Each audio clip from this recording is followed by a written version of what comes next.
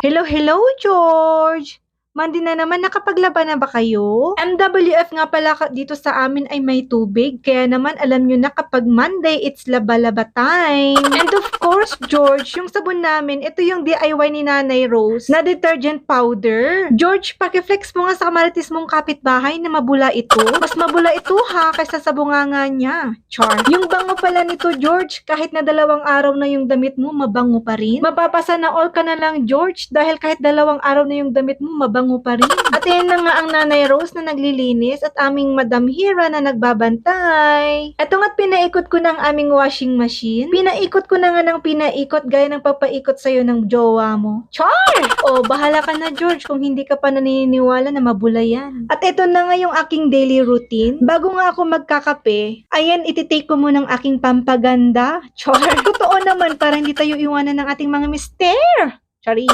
Siyempre, after 30 minutes muna ha, bago tayo mag-take ng coffee. At habang nagko-coffee naman ako, eto na nga, may bata pang sumingit at nakikikapi rin. Relate much ba, mamis?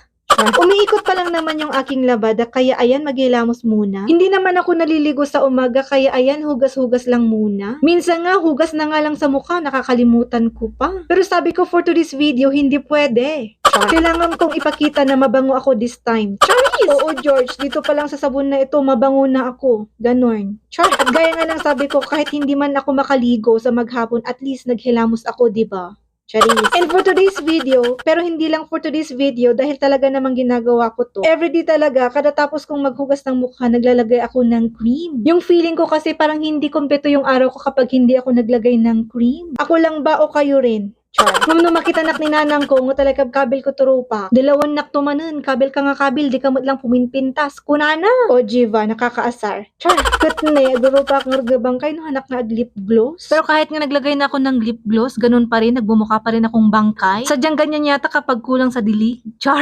Oy, charis lang yun ha, bahala kayo dyan. Tapos na nga ang 15 minutes na pagpapaikot ko sa aking labada. Pero ako lang ba, mamis, hindi lang 15 minutes. Pinapadalawang ikot ko yan eh. Parang hindi kasi ako nakukontento kapag isang ikot lang. Hindi ko talaga makakalimutan yung sinabi ng instructor ko noon na hindi ka daw marunong maglaba kapag hindi mo binabad yung labahin mo ng 5 minutes. Relate much ba, mamis? Kapisuklatan ata, ipaikot mo, kas dyan. Basta nalabahan yung alam mong madumi, okay na yun, di ba? Ganun yun.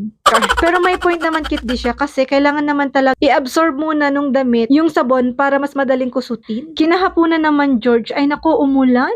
At ito ang mahirap sa slab ang bubong. Kapag umulan, umuulan din dito sa loob ng bahay namin. Asar, diba? And for today's video nga, George, ito naman yung ulam namin. Igigisa ko pala itong pasayan na galing pa ng La Union. At habang nagluluto naman ako, ito yung alaga ko, naglalaro pa. Tignan mo naman ang buhay, no? Sa loob ng isang araw, may pangit at maganda na mangyayari sa'yo. Umulan man yung bubong namin, pero at least ito naman yung ulam namin, o Jiva. San ka pa, mapapasa na all ka na lang din talaga, ano? And syempre, mapapa-thank you Lord ka na lang din. Kahit na ganito yung bubong namin, umuulan, at least umuulan din naman ng pagkain dito, o diba? Sana all, George! At ito na lang muna for today's video. Thanks for watching. Let's eat!